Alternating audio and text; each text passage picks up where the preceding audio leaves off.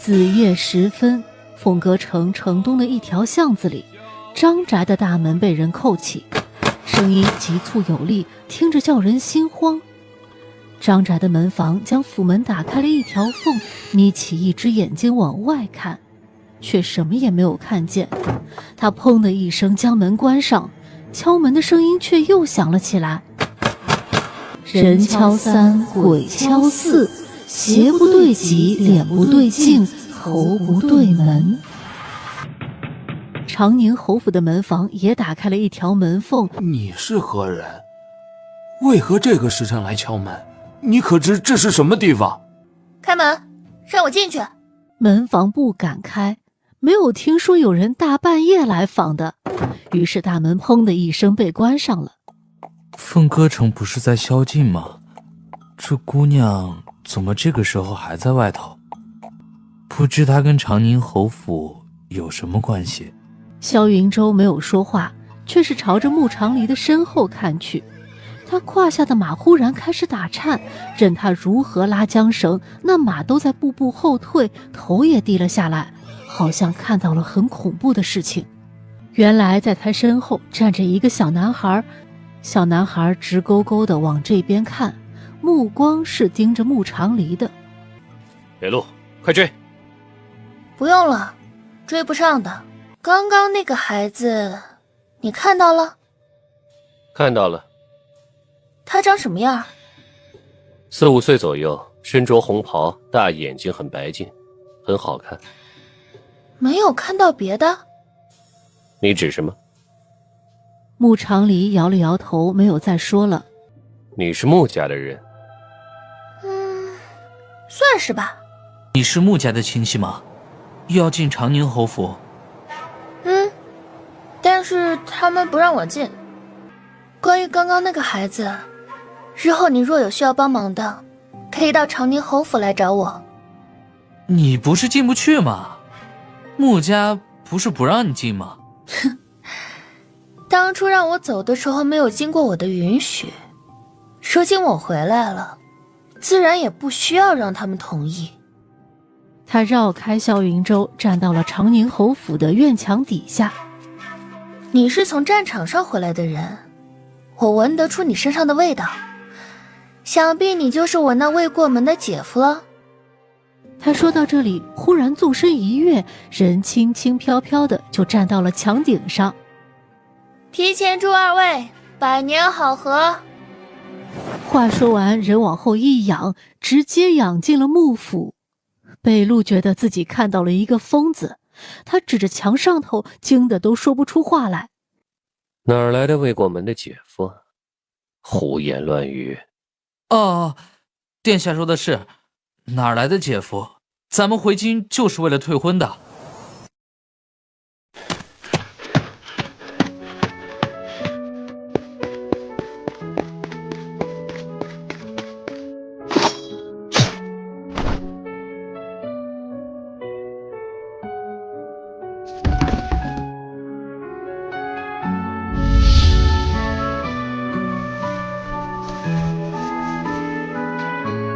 长宁侯府除了老夫人以外，全员恶人。这就很有意思了。殿下，这个孩子已经死了至少1个月了。本王昨天夜里还见过这个孩子，就在凤阁城内一处巷子里。那不可能，殿下定是认错了。您看，这尸体虽然还未腐烂，但也是因为天冷的原因。今年入冬早，天气早早就冷了下来，又下过几场雪，这孩子被雪盖着，尸体才保存得相对完好。但咱们验尸并非只验表面，在下仔细查验过，种种迹象都表明这个孩子死于1个月之前，而且尸体是在城外5里处发现的，并不是在城内。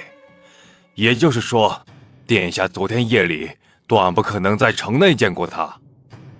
仵作说到这里顿了顿，思量过后又补充道：殿下在边关多年，见过的死人也是大把。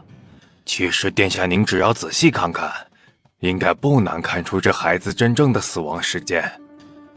萧云舟眉头紧拧着，仵作说的没有错，他是看得出这尸体死了得有1个月了。可是本王昨天夜里确实看见他了，绝对不会有错。特别是他怀里抱着的东西，昨夜他就是这样抱着，就站在本王和……罢了，去查查看有没有哪户人家报案丢了孩子。这孩子穿得不错，不像是穷人家的。他从尸体怀中将卷轴抽了出来。怎么了？回殿下，之前我们试了很多次，都没法把这东西从尸体上移开，不知为何殿下随手一拿就拿起来了。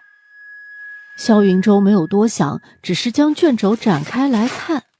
这幅画有问题。但更有问题的还是面前这具尸体。关于京中近半年诡案连发一事，他从西关回京这一路上也了解了一些。萧云舟从来是不信鬼神之说的，出入战场的人基本都是无神论者。可是眼前这具尸体和昨天夜里出现在街上的那个孩子，让他一直以来的立场开始动摇。宝子们，点个订阅吧。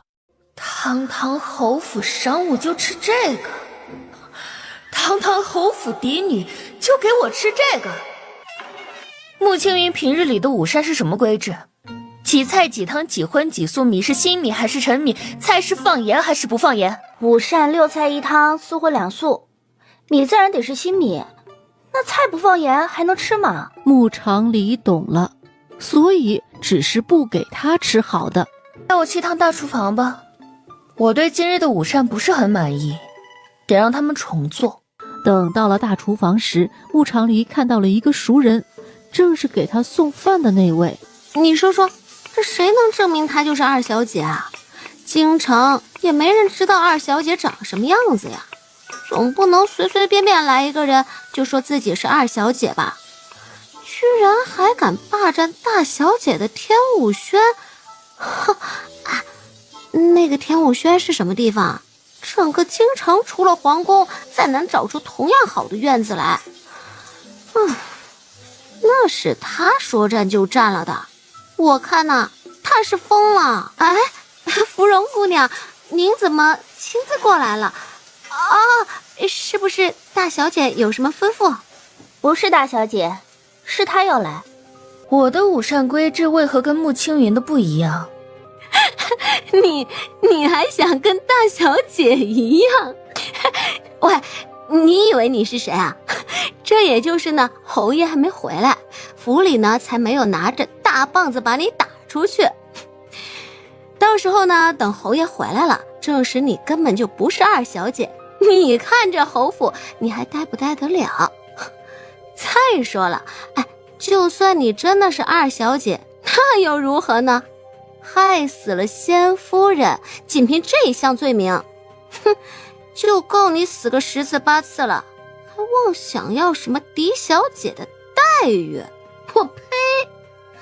这府里呀，只能有一位嫡小姐，你算个屁！你呢？给不给我做饭？你确实没有资格跟大小姐享用一样的午膳。府上没有下令饿死你，已经是善举了。莫要不识好歹。你们呢？有没有人愿意给我做饭的？那些人看了看他，又看了看那个婆子，虽然没有敢吱声的，但是也纷纷往后退了半步。这意思就是不做了。可你们是大厨房的人，大厨房的人不做饭，那留着还有何用呢？从前这个家是什么样的我不管，如今我回来了，有些规矩就得依着我的来。既然家里的大厨房不能给我做饭吃，那就谁都不要吃了。一家人嘛，有福就该同享。他开始在大厨房里转悠，很快就相中了灶坑里的一根烧了一半的木柴。他将木柴捡了出来，直接放了一把火，把大厨房给点了。快跑啊！快跑！再不跑就要被烧死了！所有人都跑了出去。很快牧场里也出来了，但是大厨房没了。杀人偿命，这是因果。所有人都吓傻了。我这个人呢，一向恩怨分明。那个丫鬟以下犯上，不给我正经饭菜吃，还在背后讲究我就要处罚他。当然，若论这个，他罪不至死，但他手里握了人命。这座府里很多人手里都握了人命，你回去跟他们说，因果循环，报应不爽，善有善报，恶有恶报，不是不报，时候未到，时候一到，一切全报。老夫人那边已经派人往平县去了，应该是为了堵平县人的嘴。毕竟一个姑娘家一个人跑出来，谁也不知道途中发生过什么。万一有人嚼舌根子，那说的话可就不好听了。不是说人已经做掉了吗？传消息回来的人说，发现二小姐从平县跑了之后，就一路追了上去。当时下了死手，直接将人打下了山崖。那山崖很高，常有野兽出没，掉下去定然尸骨无存。而且打落山崖之前，还被淬了毒的刀划伤了手臂，按说万无一失。万无一失？那睡在天武轩的是个什么东西？他是谁啊？次日天刚亮，穆江棉又去上朝了。府里下人端了早膳来给穆长黎，不但饭菜像样，来送饭的丫鬟也懂事知礼。二小姐，为何叫我二小姐？您不就是二小姐吗？可是并没有人认。早晚都是要认的。多谢二小姐处置了杀人凶手，奴婢给二小姐磕头了。死在那个大丫鬟手里的是你什么人啊？死在她手里的是我的姐姐，但是府里没有人知道我们是亲姐妹。去年6月，我们被卖进长宁侯府，人牙子嘱咐我们不要把是亲姐妹的事情说出来。京城官邸里水太深了，一个不小心出了错，很有可能祸及对方。我们牢记人牙子的话，这才让我免遭一难。杀人的是大夫人院子里的丫鬟，心狠手辣，专门为大夫人处理这些事情的。你的姐姐犯了什么错？没犯错，只是听到了些不该听到的事情。可是姐姐没有把听到了什么说出来。她说主子的事少知道一点就能多活一天。她早有预感自己可能活不成了。果然第2天就传来了她的死讯，说是雪天地滑，摔了一跤，碰巧磕到了头。可是姐姐尸体被抬走的那天，我看到她嘴角带着黑血，分明是中毒。小丫鬟说完这些，又冲着穆长黎磕了几个头，然后起身，头也没回的走了。今日穆江棉回来的早，回府之后立即将穆长黎叫到了百花堂。穆江黎到的时候，百花堂里已经有很多人了。不管她是不是二小姐，我就想知道她是不是疯了，竟敢火烧大厨房，还把大夫人院里的丫鬟给扔了进去，那可是杀人呐！宝子们，点个订阅吧。祖母，坐吧。穆长黎扭头看看，找了一个空座位坐下来。大胆！你见了侯爷和大夫人，为何不行礼？方才不是行过礼了吗？我说的是向侯爷和大夫人行礼。没看见。哼，什么没看见？你分明就是眼里没有侯爷和大夫人。知道你还问？你，哼，果真是没有教养的。是啊，果真是有自知之明的。你是穆长黎？穆江棉说话不带一丝感情，点名道姓，连一声长黎都不肯叫。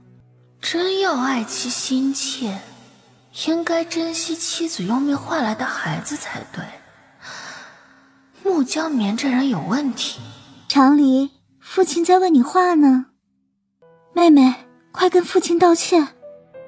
是应该道歉，管生不管养，把亲生女儿扔到乡下去受苦，还故意流露出厌恶之色，引得老宅那边的人极尽所能的苛待于我。侯爷不应该跟我道歉吗？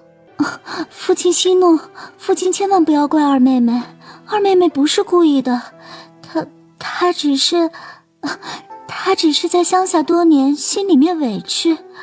父亲就原谅二妹妹吧，我今后一定会好好的开导她，不让她记恨父亲的。都是从一个娘肚子里爬出来的，你看看你姐姐，再看看你自己，真不知道这些年在平县都学了些什么。你都说了那是平县，在县城里自然没有在京城学得多。再者说，你出那份让我学好的银子了吗？你想要什么？费尽心思来到长宁侯府，不就是来要好处的吗？说说看吧。我不要东西啊。听闻大姐姐要与九殿下成婚了，我回京观礼。那观礼之后呢？观完礼就回去？不回去啊，回都回来了，为什么还要回去啊？比起平县，这里才是我的家。我是我母亲拼了命生下来的孩子，她既然把我带到这个世上，自然是希望我能好好生活。这里是我的家，我哪儿都不去。什么？你不走了，要住下来？怎么？穆家的孩子住在穆府，不应该吗？不是，我不是那个意思，我就是随口一说。如今长黎回来了，老身把话摆在这儿，谁若想再把他赶出长宁侯府，那就别怪老身不客气。禀老夫人，侯爷，九殿下到了，九殿下已经进门了，正往这边来呢。穆江棉赶紧站起身来，带着秦庄仪及一众女眷往外头迎。你手臂上的伤如何了？我没事。九殿下在大理寺可还适应？本王若不适应，侯爷能帮本王调动调动？殿下说笑了，殿下说笑了。是你先跟本王说笑的。此番本王奉旨回京镇压妖邪，没想到皇上还为本王赐了婚。本王着实不明白，一个从小没有尽过养育之责的人，是怎么好意思在本王长大后还想要主导本王婚姻的？长宁侯啊，你是不是也不太明白呢？皇上有皇上的打算。那你说说，他是何打算？这两天本王常听京中人说起，说本王就要与长宁侯府的大小姐完婚了。本王对此十分诧异。长宁侯能否告诉本王，究竟是谁先说的本王要娶你穆家的大小姐呢？九殿下这是何意啊？你与本侯爱女的婚事是皇上赐下的，对于这事，殿下若是有异议，可以到殿前去与皇上理论，而不是到我长宁侯府来肆意羞辱。殿下，这里是京城，不是西关。没错，这里是京城，不是西关。否则你这样与本王说话，本王的副将早就一刀砍了你的脑袋。关于赐婚，长宁侯应该仔细看看圣旨上写的是什么，再来与我家殿下说话。没什么门道了呀，就是普普通通的赐婚圣旨啊。圣旨上只说将长宁侯府嫡女赐婚给九殿下为正妃，却没说是哪个嫡女，也没提青云的名字。大小姐不就是侯府嫡女吗？难不成我们侯府还有2个嫡？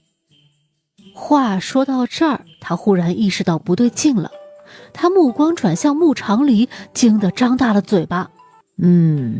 确实，穆家是有2位嫡女的，所以九殿下认为那道赐婚圣旨赐的是老身的2孙女。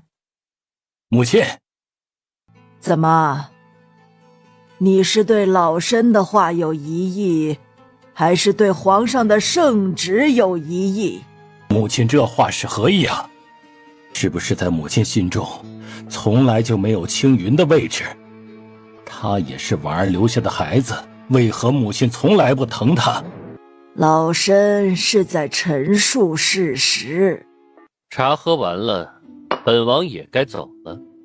方才穆家许多人出去迎本王，唯老夫人和2小姐没有去。本王身为晚辈，自是不敢招老夫人的后账，便只能劳烦2小姐送上一送，算是补个礼。这人有毛病吧？没去迎你就必须得送你，什么逻辑啊？古代王爷都是这么不讲道理的？那我送九殿下吧。宝子们，点个订阅吧。胳膊上的伤好点没有？没事，快好了。不见得。方才你走路的时候，左臂几乎就没有任何摆动，应该是伤口疼导致的。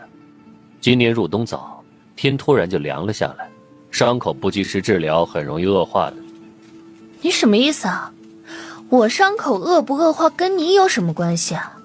你不是我未来姐夫吗？你不去关心我姐姐，跑来关心我做甚？方才说过，圣旨上说的是让本王娶穆家的嫡女，从来没提是哪个嫡女，也从头到尾没写穆青云3个字。何况那圣旨本王原本也没放在眼里过。西关最好的伤药，你拿去试试。穆家不会给你请大夫的，所以你得自己照顾自己。有事相求吧？确实，有桩案子想请你帮个忙。萧云昭，你身上有骨灰的味道。骨灰？是什么味道？衣裳里面藏了什么？北路看了萧云洲一眼，见萧云洲点了点头，于是将手放下来，从衣裳里取出了一只卷轴。我闻不出骨灰的味道，但这画确实是从死人身上取下来的。萧云洲从侧面看着他，穆长黎认真看画的样子让他十分欣赏。我在帮你做事，你盯着我看干什么？我错了，继续。没什么可继续的，看完了。画的颜料里掺了骨灰，是人的骨灰，所以刚刚我说闻到了骨灰的味道，就来自它。掺了人的骨灰？这是一桩案子，我之所以把画带回来，是因为这桩案子与你我多多少少有一些渊源。他讲起那个小男孩，也说了仵作的验尸结果。你说，是我认错人的面儿大，还是仵作验错尸的面儿大？你俩的面儿都不大。什么意思？这不是一幅画，而是一张状子，东西放在我这儿了。明日一早你来见我，我告诉你该怎么做。当天晚上，长宁侯府闹鬼，姑娘也听到了。啊，你们知道是谁在哭吗？2个暗卫对视一眼，齐齐摇头。芙蓉见跟他2人说不明白，干脆跑到了穆长黎的屋门口。二小姐，二小姐睡着吗？奴婢听到院子里有动静，二小姐屋里有没有事？没事，去睡吧。于是芙蓉回去睡了。2名暗卫见状，也是一闪身，又引到了暗处。哎，你来就来了，站在院子里嚎什么？把府里人都吵醒了，有意思吗？啊！我不是故意的，我就是控制不住的想哭。委屈？为什么会找上我呀？我也不知道为什么会来找姐姐，但是那天晚上我见过姐姐一次，打那之后就好像冥冥之中有一种指引般将我指向了这里。姐姐能不能帮帮我？我这也是命啊，换了个身份以为能换一种活法，结果还是逃不开这个因果。罢了，你身上怨气过于强烈，没有为祸苍生已是难得，我便度一度你，送你一个好轮回。早膳已经送来了，奴婢伺候二小姐洗漱吧。又是在大夫人的小灶间做的？是。我不喜欢别人院子里做出来的东西，一会儿着人在这天武轩搭个灶间吧，也省得总麻烦大夫人。如果天黑之前灶间盖不好，我就把这天武轩给烧了，然后搬到大夫人的院子去住。芙蓉转身就往外跑，穆长黎笑了笑，哼，果然穆家的人都是经不起吓的。二小姐，九殿下来了，说是想要见您。为何是你来传话？老夫人做主，把奴婢分派到二小姐身边，以后奴婢就是二小姐的贴身丫鬟了。奴婢叫云香，今年14岁，以后就跟着二小姐了。陪我去百花堂。大小姐很喜欢九殿下。这种喜欢是打哪儿来的？他俩以前都没见过吧？是没见过，但随着赐婚的圣旨一道送来的，还有九殿下的画像，以及一个绘声绘色讲述九殿下传说的太监。那个太监在府上讲九殿下讲了3天3夜，从宜妃娘娘有多好看，当年有多受宠开始讲起，一直讲到九殿下在西关如何成为大将军。大小姐听得十分着迷，自此啊，心心念念就等着九殿下回京呢。除此之外呢，他相中九殿下还有没有别的原因？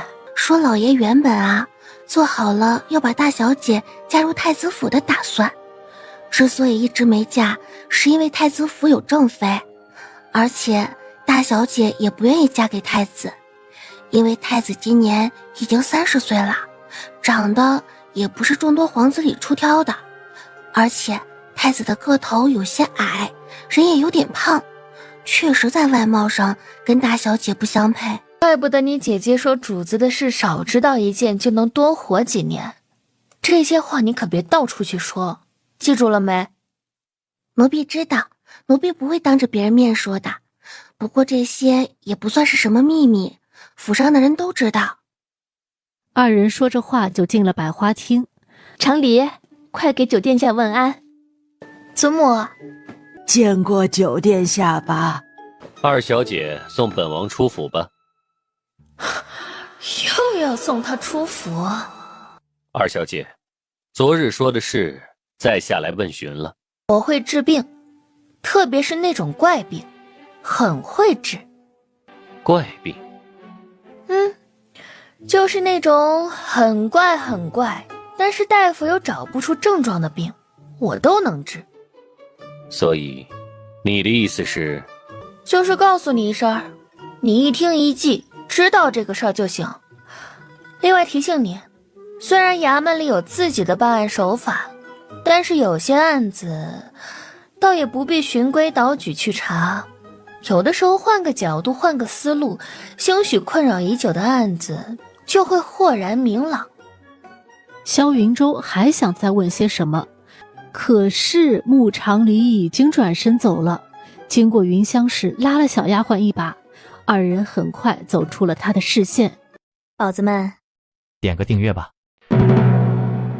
今儿天刚亮就有人来报案，说是昨天夜里听到了小孩的哭声，只闻哭声却不见人。下官就问那些来报案的人，为何不到凤阁府衙门去？殿下您猜怎么着？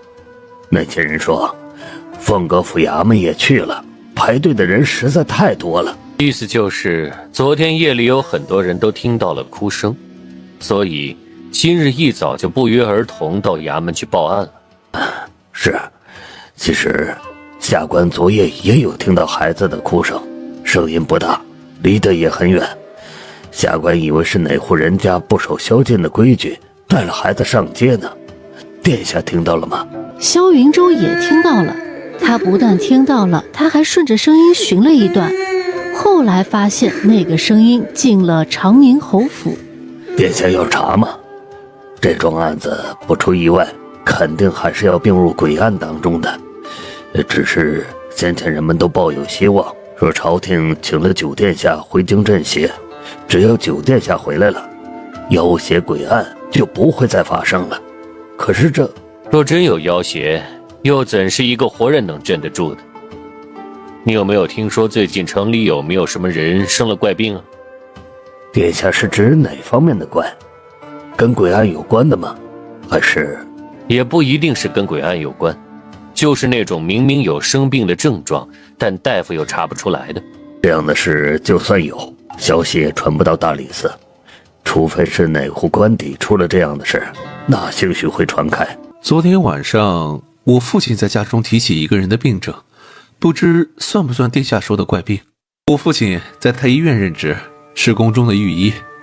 昨晚上他说起有一位在城里开医馆的朋友请教他，说城东有户人家的老太爷生了一种怪病，身上像火烧一样难受，每时每刻都在冒汗，衣裳不到半个时辰就要换一套，不然就会被汗水浸得全湿。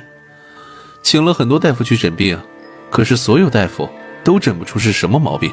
我父亲说起这件事时也觉得很奇怪，他因为好奇，昨日下午特地去那户人家看过，可惜父亲望闻问切，使尽一切手段，那位老太爷除了有一些老年病之外，再没有其他病症。换句话说，就是没有治他奇热无比的病因，好像一切都是他的臆想。那会不会就是臆想？我父亲也是这样下的定论。昨晚提起，我听了之后倒也没觉得如何，但方才殿下提起怪病，我就又想到了这个事情。殿下，您说这算怪病还是算癔症？有些案子倒也不必循规蹈矩去查，有的时候换个角度，换个思路，兴许困扰已久的案子就会豁然明朗。小孩看到鬼叫，卷宗上给出的定论是孩子发烧烧糊涂了。那么有没有可能孩子真的看到了鬼叫？包括那个有火烧之症的老太爷，会不会根本不是臆想，而就是牧场里所说的怪病？北路，回去接一趟穆家二小姐，直接到那个有火烧之症的人家，本王也往那边去，咱们在那家门前会合。说说吧，什么怪病啊？萧云舟也不墨迹，快速地将从银屏那里听到的事情讲了一遍。我只管看病，不管查案。你带这么多人来，那户人家也不傻，太打草惊蛇了。二小姐的意思是，那户人家有问题？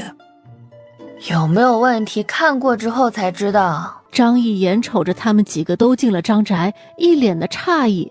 哦，合着打草惊蛇就差他一个人是吧？小厮恭恭敬敬地把他们请到了老太爷的院里。老太爷的2个儿子正在院中争吵。说没得治那位是我们家大老爷，大老爷是嫡子，老太爷病了之后，家中事情都是他说的算。那二老爷呢？庶出的？二老爷是个很温和的人，对我们下人很好，学问也好，可惜就是因为是庶出，家中很是受排挤，特别是受大老爷排挤。替我感谢尹太医，但是我爹这个病我们不治了。大哥，再试试吧，大夫来都来了，试试又能怎么样呢？是，我看你纯是想让父亲遭罪。打从父亲得了这个病到现在快1个月了，太医都来过，谁治好了？每次不是扎针就是灌药，父亲被折磨得不成样子。我这个当儿子的如何能忍心呢？果然处处都是白眼狼。我只希望父亲能把病治好。大夫来都来了，试试又能怎样？大老爷狠狠地瞪他，然后又向萧云舟看了过来。是这位女大夫。女大夫？这也太年轻了，她能治什么？你这是在质疑本司正，还是在质疑我的父亲？随着众人进屋，张家老太爷的病也展现在了人们面前。把窗子给我打开，都打开！你们想热死我吗？丧良心的东西！你们是不是诚心想热死我，好抢夺我的家业？父亲，开窗会冻死的，没有人想害您的性命，咱们都在努力保您的命。父亲如果真热，开窗也不是不行。不如到外面凉快凉快，地上盖着雪，躺在雪地里才解热。你究竟是哪里的大夫？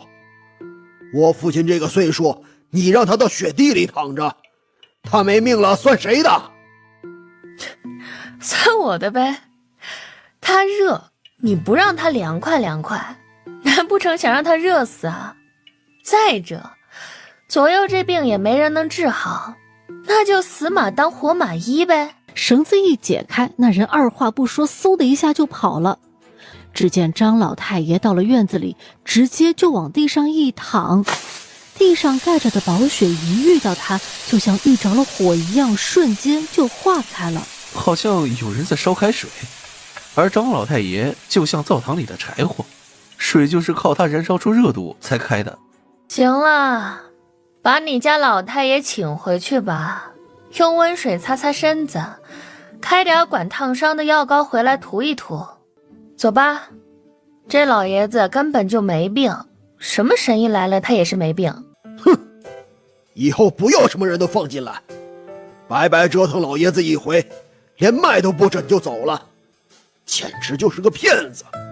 宝子们，点个订阅吧。发生了什么事啊？怎么感觉你们是被张家人赶出来的？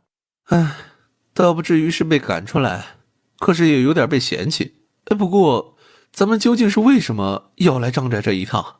总不能真的是为给张老太爷看病吧？大理寺可不管这个。自然不是为了看病，而是为了办案。殿下的意思是，张宅跟咱们的案子有关？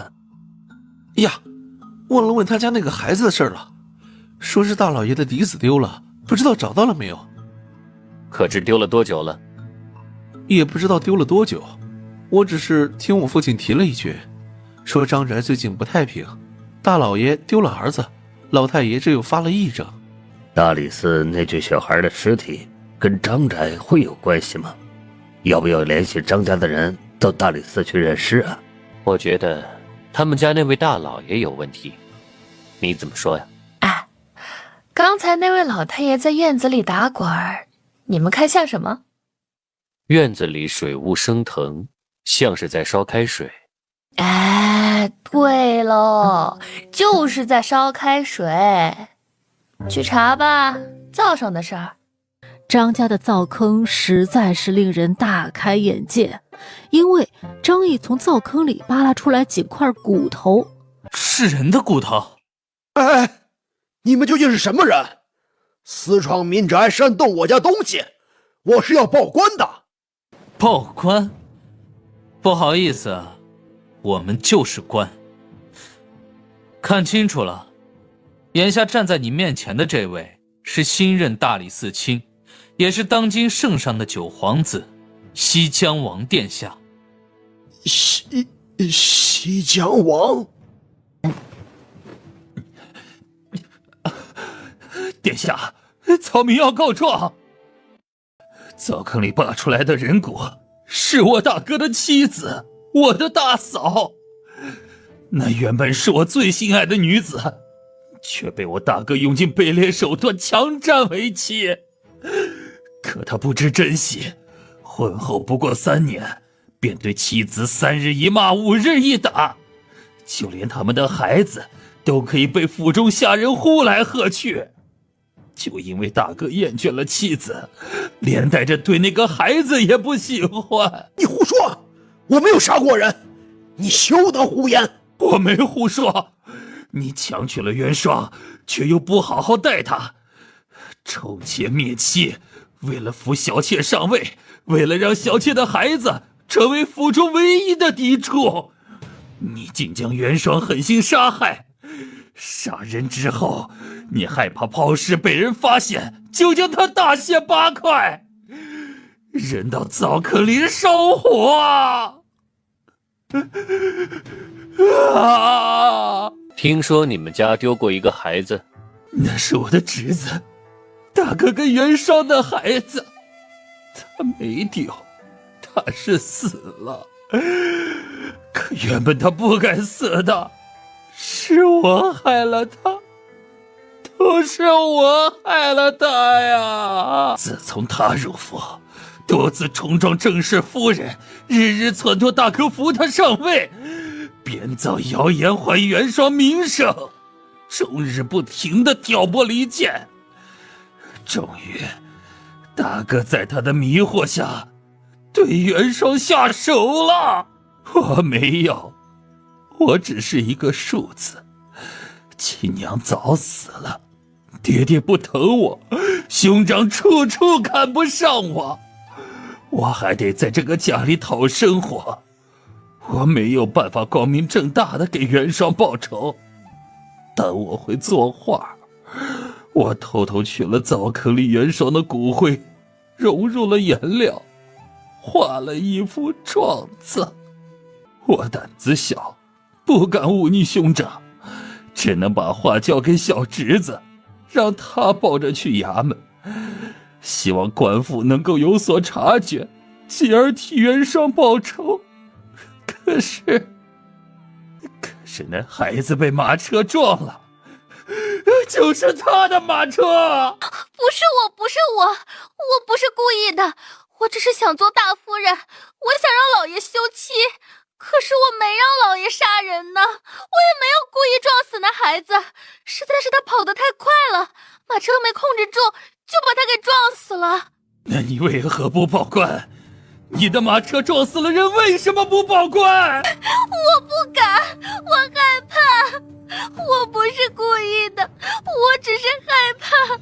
你撒谎，你就是故意想要撞死他，你还把他带到城外去抛尸，就连元霜的死你也有份儿。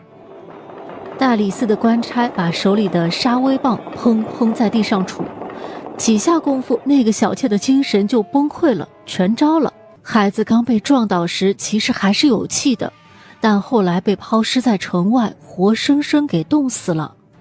那小妾看到孩子怀里抱着的卷轴，想要取出来，但是无奈孩子抱得实在是太紧，再加上路上有人经过，她吓得不敢再逗留，只能匆匆将孩子推到了枯枝里，坐着马车回了城。整个案子办得干干净净，没有任何令人质疑之处。可是真的没有令人质疑之处吗？参与办案的人都明白，其实是有的。比如说那男孩怀里抱着的卷轴，为何谁都取不下来，偏偏酒店下能够取下来？再比如说张家老太爷的火烧之症，为何案子破了之后症状就自行消失了？火烧之症对应烧过尸体的灶坑，两者发生在一家里，当真只是巧合吗？宝子们，点个订阅吧。其实赐婚的圣旨上从来没提穆大小姐的名字，先前是误会啦。哎，能不能把从张家灶坑里扒出来的人骨，还有那小孩的尸体给我？给你的伤药用过了吗？你怎么总纠结我的胳膊啊？你帮我办了一桩案子，我医好你的胳膊。交易？可惜你的伤药不好用。一道狰狞的伤口落进了萧云舟眼底，看得他直蹙眉。怎么回事？给我看看。你这伤口太深，再不医治啊，手臂就废掉了。没你说的那么严重，这伤除了疼一点儿，倒也没什么太大的事。只是疼一点。年纪轻轻的女孩子受这么重的伤，却一点都不放在心上。穆长离呀，你越是不心疼自己，就越是没有人心疼你啊。怎么，我心疼我自己，别人就也会跟着一起心疼我啦？开什么玩笑！萧云舟，你也在西关那么多年，你心疼过自己吗？啊，别人心疼过你吗？你冲进战场的时候，有人担心你会不会回来吗？自然是有人担心我会不会回来的。我的副将，我的随从，我的部下，他们都在担心我。我不是那个意思。哎，没事儿，早就习惯了。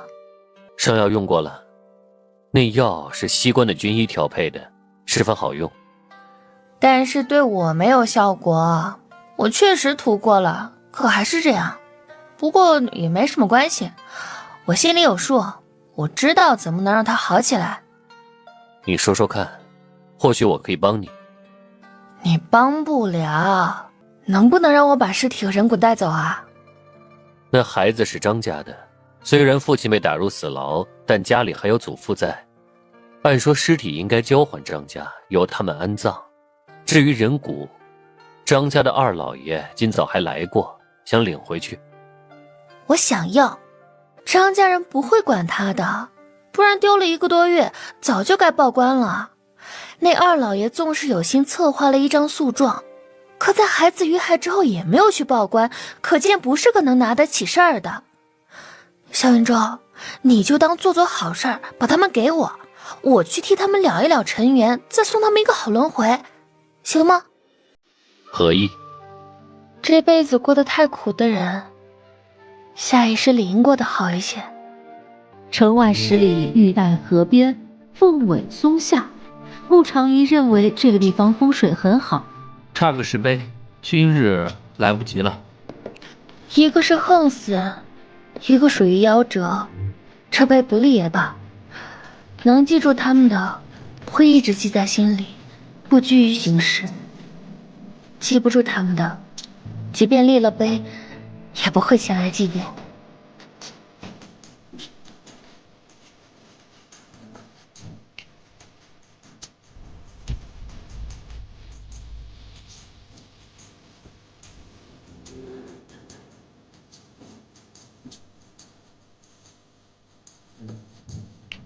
需要本王帮你叫门吗？如果幕府不给你开门，本王可以帮你。帮我干什么？把这扇大门劈开吗？用不着，真想破门而入，我自己也行。不过穆家的人应该不会蠢到同样的错误犯2次，这种不给我开门的戏码要是再上演一遍，那我就把整个长宁侯府都给烧了。好，本王替你加把柴。话音刚落，长宁侯府大门立刻就打开了。哪能不给二小姐开门呢？咱们一直等着二小姐回府呢。二小姐快进去吧，外头冷，别冻着。穆长离勾了勾唇角，抬步往府里走，一边走一边冲着身后挥了挥手。萧云舟也挥了挥手。回衙门吧，剩下的路本王走回去。我家殿下想散散心，你回吧。车夫这才赶着车走了。主子啊，咱那退婚的事儿还办不办了？萧云舟狠狠瞪了他一眼，大步走了。北路赶紧在后头跟上，嘴上没有闲着。先前殿下抗拒赐婚的圣旨，对穆家大小姐也不屑一顾。咱们可是说好了的，一回京就把圣旨甩皇帝脸上。可这好几天过去了，属下怎么觉得主子改主意了呢？主子，您该不会见过那穆家大小姐之后也动心了吧？穆家大小姐？不行，没有印象。她到底长什么样来着？属下也没记住。都说穆家大小姐容貌天下第一，但属下觉得也就那样吧，看一回都没记住特征，可见也就是平常女子，不像二小姐灵气逼人，虽然性子冷淡了些，但架不住人家本事的。主子，您说穆家二小姐是不是在破案上有点天赋呀？话多。主子，您说二小姐手臂上的伤怎么就不好呢？她真的用咱们的药了吗？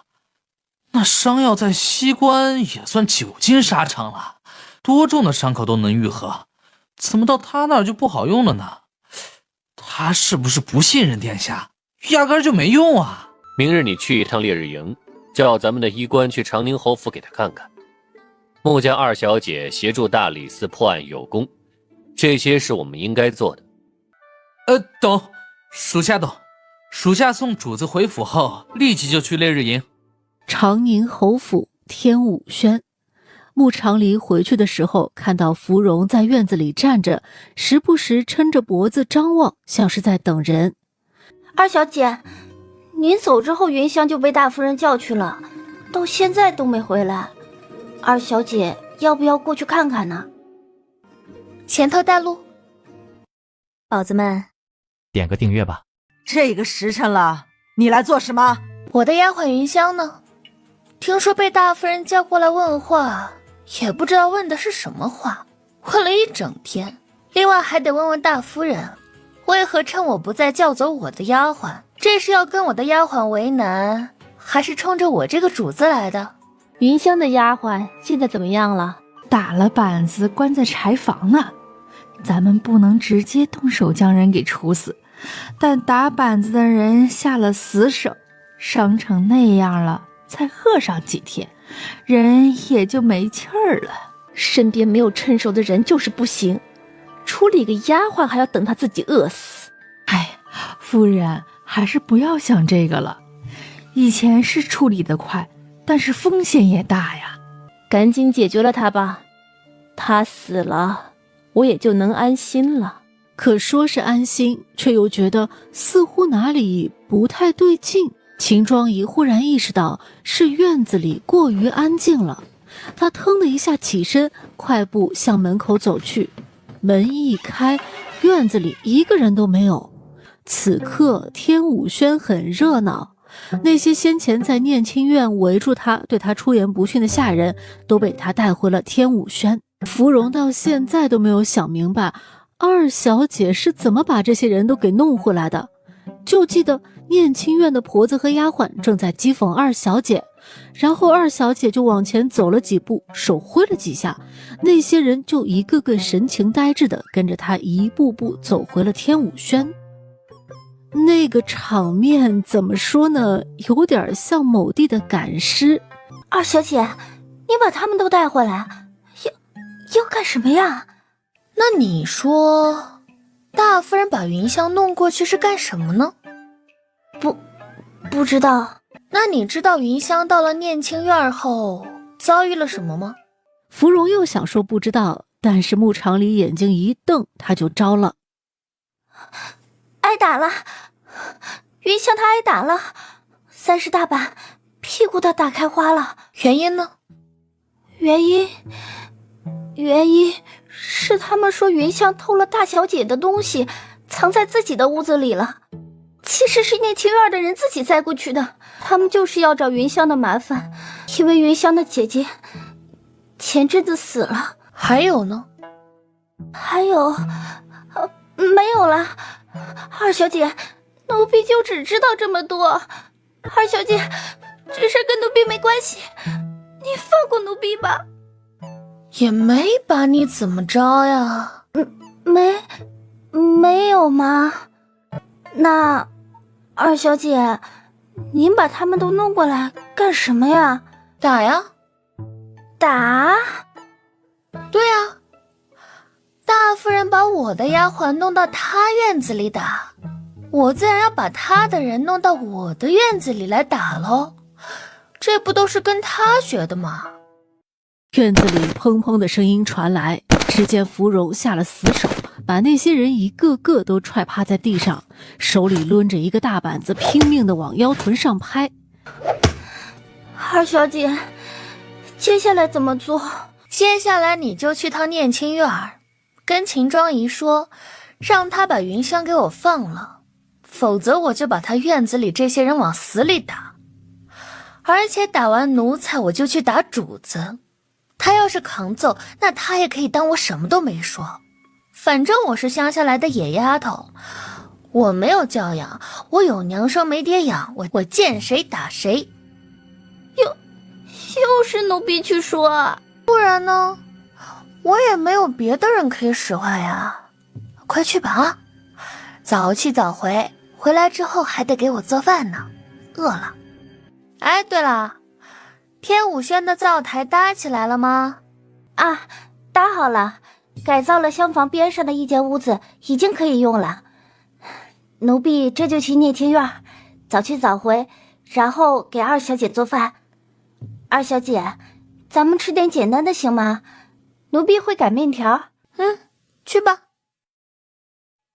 念青院，芙蓉战战兢兢把穆长离的话说给秦庄仪听。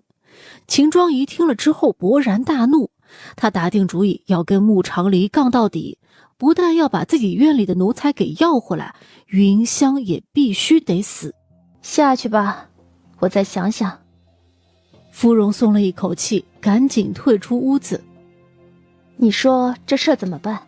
不如这样，老奴再去审审云香，旁敲侧击的仔细分辨他到底知不知道那件事情。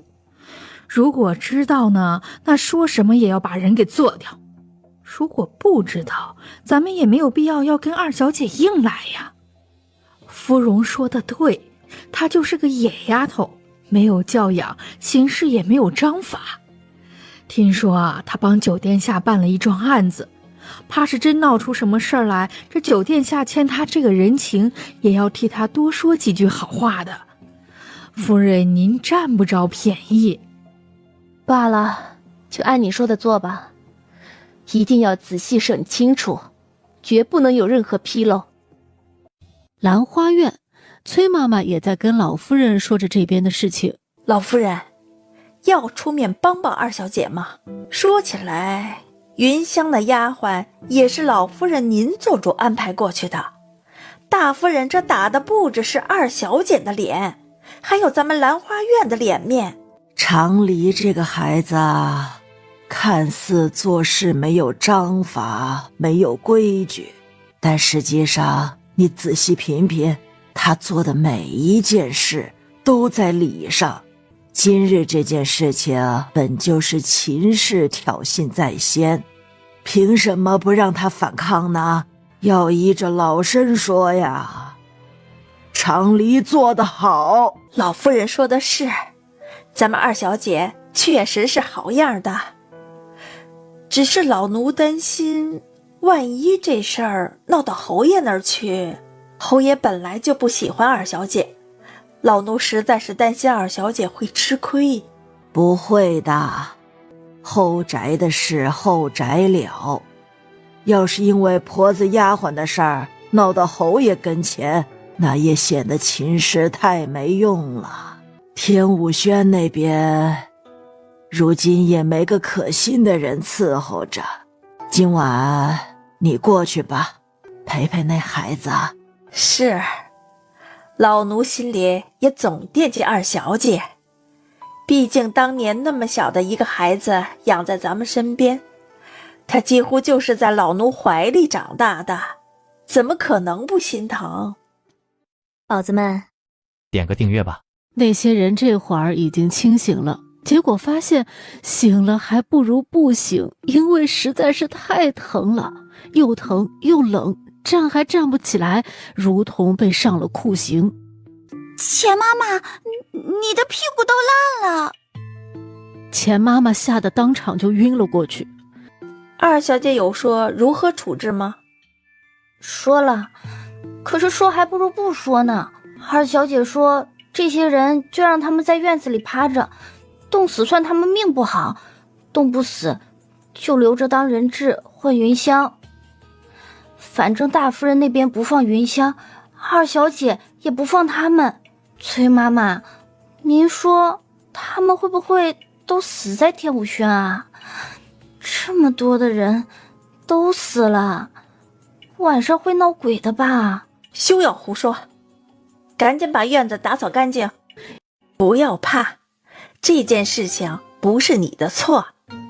大夫人有时身份在先，真要闹起来，怕的人是她。二小姐今晚就好好睡一觉，老奴在天武轩陪您。有老奴在这儿，念青燕不敢造次。不过崔妈妈也没能在天武轩陪一宿，因为在亥时末的时候，云香就被放回来了，人是被抬回来的，已经是半昏迷状态。二小姐，奴婢总算是活着回来了，谢谢二小姐。拿去抓药吧。抓药？现在吗？二小姐，明日再去行吗？京城有宵禁，这个时辰出去会被官府抓的。云香伤得很重，如果不马上去抓药，她可能会死。如果她因为你不去抓药而死了，那责任就在你，你得给她陪葬。去，奴婢不想死，奴婢这就去。我陪你一起去吧。就在芙蓉心都死了之际，忽然听到穆长黎说了这么一句，他以为自己听错了，但穆长黎确实披上了外袍，大步往外走。芙蓉赶紧在后头跟上，心里也松了一口气。宵不宵禁的不说，多一个人好歹能够壮胆。二小姐，人还怪好的。二小姐，咱们就这样出府了，那云香怎么办？没有人照顾她了。府里不是有管家吗？再不济还有大小姐和大夫人呢。你去跟他们说，我亲自出门给云香抓药。在这期间呢，云香的性命就劳烦大夫人和大小姐照顾一二了。如果期间有什么差池，我就找他们给云香偿命。芙蓉脸一白，赶紧快步往前跑。奴婢这就去说。干什么啊？害怕。二小姐，您说为什么这么多人三更半夜的出来烧纸啊？还有烧衣裳的，太诡异了吧？寒衣节不烧纸烧衣裳干什么呀？啊，在家里吃饱了撑的打丫鬟呀？谁能干那种不是人的事儿？哎呦，这二小姐也真是，逮着个机会就得骂大夫人几句。爹爹，爹爹，有鬼！我看到爷爷了。不要乱说话，哪来的鬼？那个鬼伸出手要去摸孩子的头，虽然表情慈爱，但还是吓得小孩怪叫了一声，起身就跑。他爹一边骂他没有出息，一边着急忙慌地把火给踩灭，去追孩子了。不孝的子孙！确实不孝，火没烧完，衣裳就收不到。不孝子非但不孝，还很无知。烧寒衣这种事情怎么能带小孩子来呢？小孩子眼睛惊着了算谁的？你说是吧？那鬼老头一脸惊恐地看向他，鬼呀！然后拔腿就跑。唉，一看就是心死不久的鬼，没出息，少见识。二小姐，你跟谁说话呢？刚才奴婢感觉有一道邪风刮过去了。二小姐，您不能吓唬奴婢呀，奴婢没干什么坏事，您也不能挑都不挑就一网打尽呢。唉，呵是什么意思啊？思索间，穆长黎已经继续往前走了。等二人到了医馆门前时，街上烧衣服的人已经不多了。没银子，你抓什么药啊？你这不是故意逗我呢吗？这大半夜鬼气森森的，我壮着胆子给你开的门，现在药都抓完了，你说你没银子？他的银子我出了，算我跟你借的，明日就还你。明日，你就能有钱了？怎么有的？去抄了穆家大夫人的屋子。需要帮忙吗？小事儿，不劳烦阁下了啊。好，多少银子？4两半。才4两半你都没有，穆家是真不拿你当一家人呀？挺好的，我也没拿他们当一家人。那不还是你自己日子过得遭罪？不遭罪啊，我如今住着幕府最好的院子，在我烧了大厨房之后，伙食也有了明显的改善。刚才我还把大夫人院子里的丫鬟婆子打了一顿，而且明儿抄了念清院，我就有钱了。我遭什么罪啊？他一边说一边往外走，小伙计接过银子，在他们身后关上了门。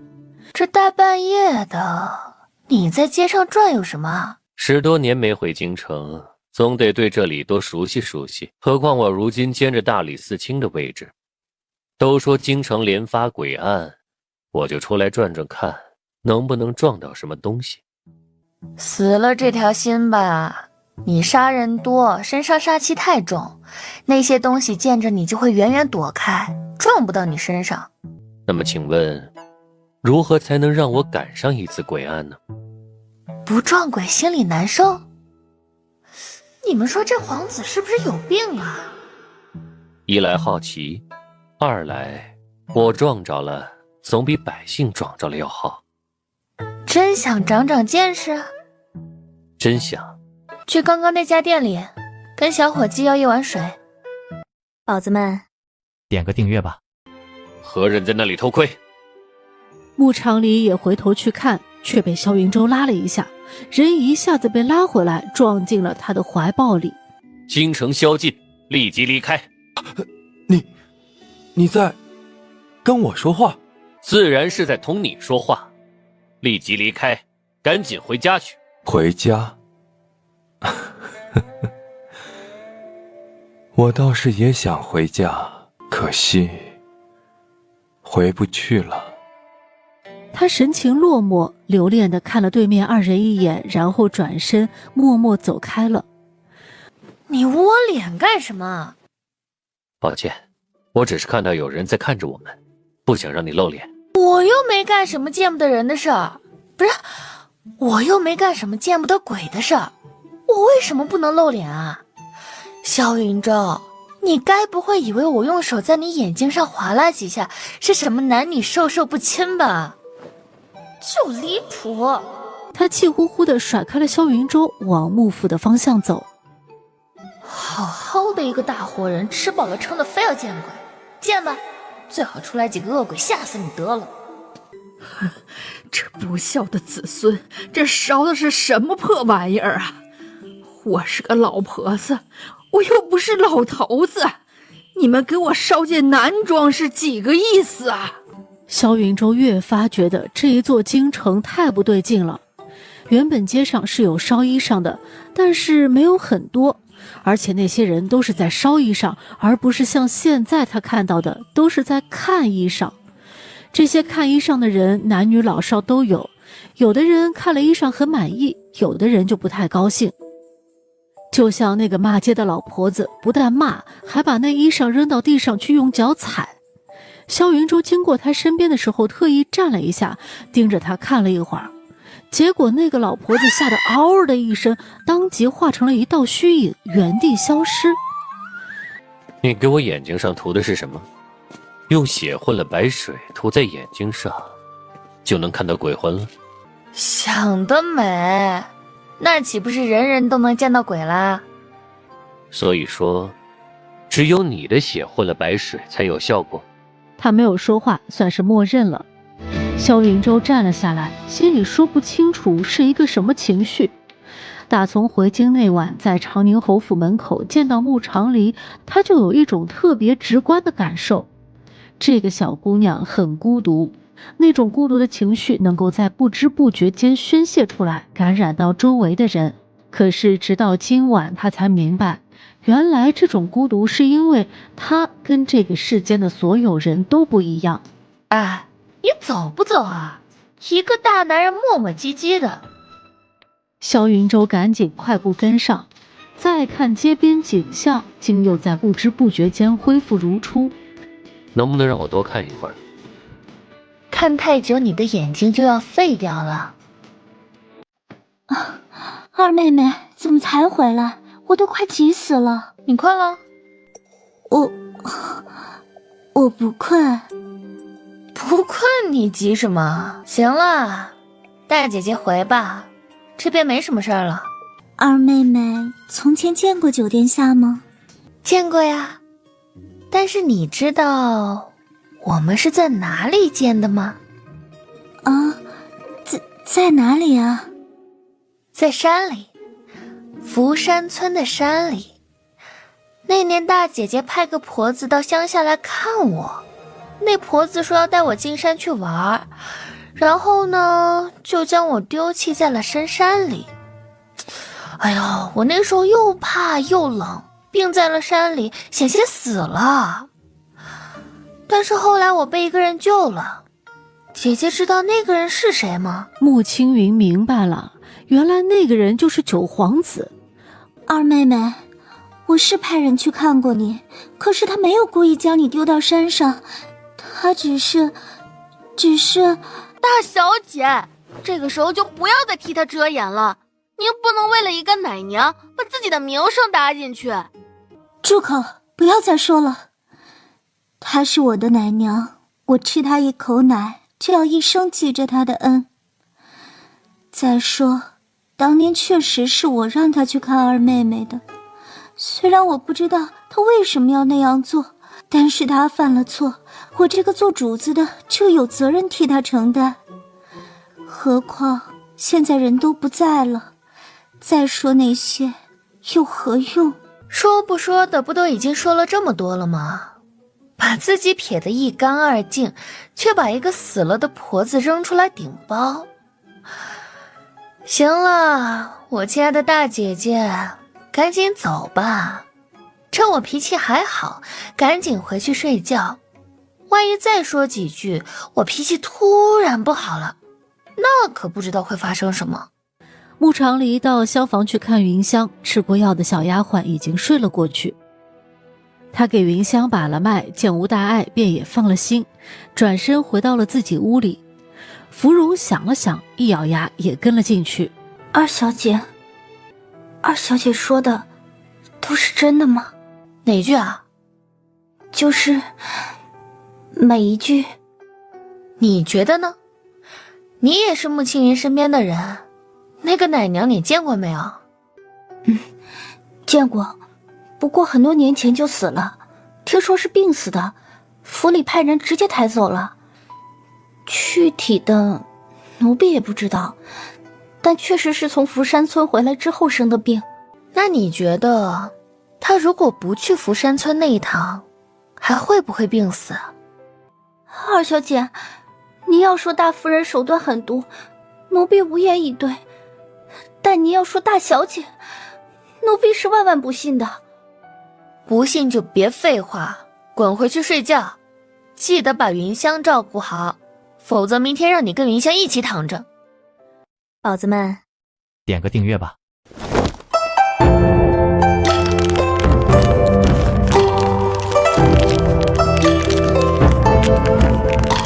怎么就你一个人？谢必安呢？领主，七夜办差，只我一人前来。你还知道我是谁？当然，您是领主。我都穿古装了，你还能认得出我？领主说笑了，咱们看人从来也不是看皮相，更不是看衣装。哎呀，也罢，我且问你，你说我为何会来到这里啊？交通意外我可以理解，但即便我死了，该去的地方也是地府才对啊。一切源自时空交汇，用你们的话说，这里的磁场跟领主原本所在的那个时空有重叠，且重叠的点在领主遭遇车祸的那一刻正好碰上了。那用你们的话说呢？用我们的话说，那就是天机不可泄露。行了，我懂，天机不可泄露的意思就是你也不知道。那我不问这个，我问问我那个原身，他人呢？如今走到哪儿了？已经过了奈何桥，快要上望乡台了。这都多少天了，怎么才走到那儿啊？他干什么了？那位姑娘跟您长得一模一样，孟婆以为是领主，一直拉着她说话，就给耽误了。穆长黎觉得原主这个人可真行啊，稀里糊涂死了，到了地府又稀里糊涂的干起了陪聊。我葬了的女人和孩子呢？那孩子一直在问该如何感谢恩人，站在迷魂殿门前不肯进去。至于那女人，因为死得早，早就进了丰都城了。我这身体的原主走慢些也好，趁着还没喝迷魂汤，一切都还来得及。领主是想把她救回来？有可能救回来吗？绝无可能，请领主死了这条心。为什么？因为领主已经来了，领主既已来到这里，一切就已成定数。他就算还阳，魂魄也无法归体。如果领主以非常手段强行将他的魂魄召回来，到时候他沾上了阳间的气息，又无可归之体，地府也不会再收他，他就彻底成为了孤魂野鬼了。那能不能想办法把我给送回去啊？不能，领主，既来之，则安之。我安什么呀安？我胳膊老疼了啊！要不你想办法把我这伤给治了。在下无能。但凡谢必安在，头一句肯定是关心我的伤。范无赦，你这个情商什么时候能跟谢必安学学？范无赦抿了抿嘴不说话。算了，我不带他回来，只去跟他说说话，行吗？走吧，领主，带您去见见他，